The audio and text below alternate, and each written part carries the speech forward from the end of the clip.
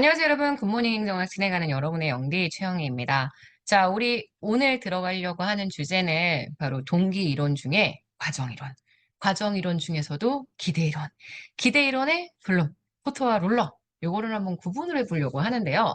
제가 기출문제 풀이를 좀 하다 보니까 이 블룸의 기대 이론을 정확하게 풀어내시는 분들을 많이 못 봤습니다. 유의성이나 수단성, 기대성을 잘 의미를 모르는 상태에서 대충 푸시더라고요.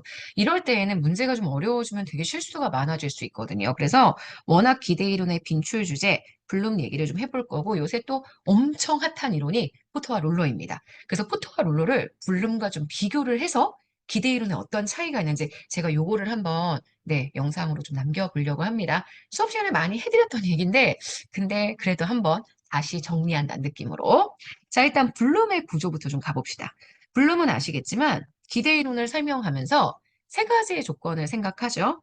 내가 노력을 합니다. 내가 노력을 하면 아직 노력을 하지 않았어요. 노력을 할 거라고 생각을 해요. 그러면 나는 퍼포먼스를 달성할 수 있습니다. 이게 1차적인 결과물이고 지금 이 퍼포먼스를 잘 달성을 하면 이게 나에게 리워드를 가져다 줍니다. 요 기본적인 구조를 알고 계셔야 돼요. 노력을 하면 그게 나에게 1차적인 산출물을 가져다 줄 거고 이 1차적인 산출물이 나에게 2차적인 산출물을 가져다 줍니다. 열심히 공부를 하면 그래서 행정학 점수가 나올 거고 행정학 점수가 나오면 공무원 시험에 합격을 할 것입니다. 또는 내가 노력을 하면 공무원 시험에 합격을 할 수 있고 그렇게 해서 임용이 돼서 안락한 생활을 할 수 있다. 뭐 이렇게 봐도 상관없어요. 이 1차적인 산출물이 결국 2차적인 산출물인 리워드를 얻기 위한 일종의 과정이거든요. 그래서 내가 이 리워드에 대해서 얼마나 만족하고 있는지 여기에 대해서 가지고 있는 선호, 유의성, 이걸 우리가 뭐라고 하느냐? 밸런스, V라고 얘기하죠. 자, 퍼포먼스는 분명히 리워드를 가져다 줄 수 있습니다. 이게 우리가 얘기하는 수단성, 인스트루멘틀리티 I라고 표현을 하고요. 내가 노력을 하면 이게 퍼포먼스를 가져올 수 있을 거야. 이에 대한 기대감. 이거를 기대감 E라고 이야기를 합니다.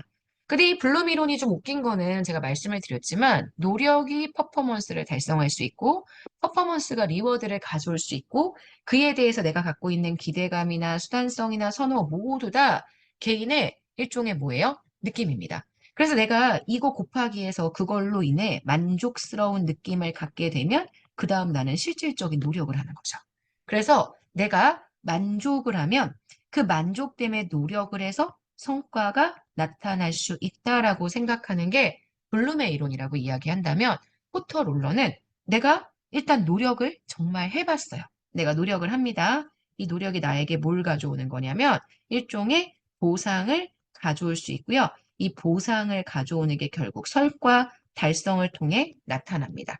노력이 보상을 가지고 오는 과정이 있어야 게다가 지금 보시는 이 보상이 굉장히 공정한 보상으로 느껴져야만 하고 보상은 외재적인 형태의 보상도 있지만 내재적인 형태의 보상도 있습니다. 실질적인 보상이 나타나야지만 내가 그걸 통해서 뭘 가져올 수 있느냐? 만족할 수 있고 그래야 노력이 이루어질 수 있다. 그래서 얘가 가지고 있는 특징이 기존의 기대 이론은 만족한 느낌이 있으면 그게 성과 달성을 할 수 있었다라면 업적 만족 이론은 내가 노력을 했습니다. 그게 실질적으로 성과를 가지고 와야 돼요. 그래야 내가 만족하기 때문에 만족하기깐 성과를 달성하느냐? 아니면 성과를 달성했기 때문에 만족하느냐? 요거에 차이가 있다는 점을 기억을 해주셔야 합니다. 또한 노력이 결국 보상을 가져옵니다. 그리고 내가 가지고 있는 보상은 결국 내가 가지고 있는 보상의 크기에 따라 노력이 나타나게 되죠. 성과 달성을 통한 외재적, 내재적 보상에 대한 기대가 만족을 결정할 수 있고 보상의 공평성을 지각하는 게 가장 중요하다. 이러한 보상은 외재적인 형태의 보상도 있지만 개인의 내적인 형태의 보상도 있다. 이렇게 이야기를 해줄 수가 있죠. 자, 그래서 내용을 보시자면 일단 블룸, 요걸 먼저 보셔야 돼요. 블룸의 기대 이론에 따를 경우 조직 구성원들의 직무 수행 동기를 유발하기 위한 조건. 내가 노력하면, 에포트를 하면 높은 등급의 실적 평가, 퍼포먼스 달성할 수 있습니다. 이게 기대치예요.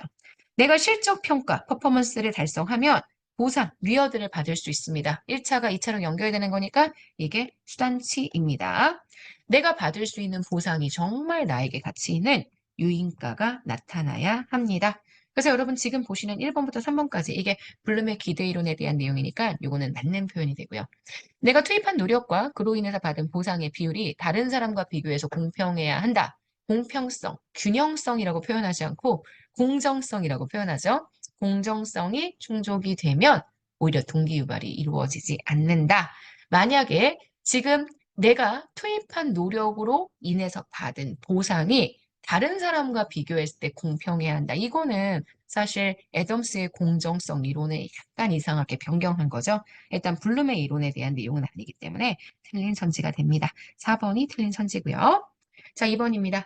2017년 국가직 7급이에요. 동기부여에 대한 이론. 허츠버그는 동기 요인의 승진, 성장, 위생 요인의 보수, 인간관계 맞죠? 제가 보수가 위생 요인이라는 얘기는 진짜 많이 했고요. 에더퍼 상위 욕구에 대한 좌절이 일어나면 하위 욕구로 회귀하는 좌절, 퇴행의 과정이 나타난다라고 주장합니다. 3번 헤크만과 올드햄은 직무의 특성 5가지가 기술의 다양성, 직무의 정체성, 직무의 중요성, 활유, 자율성이 5가지가 개인의 동기를 유발시킬 수 있습니다. 그리고 개인의 동기는 직무 자체의 특성에 따라 달라진다라고 얘기하죠. 3번 맞습니다. 보토와 롤로는 직무가 만족했기 때문에 직무에 대한 만족이 나타났기 때문에 성과가 발생하는 게 아니라 내가 노력한 결과 성과가 달성이 되어야 이게 직무에 만족을 가져온다고 봅니다.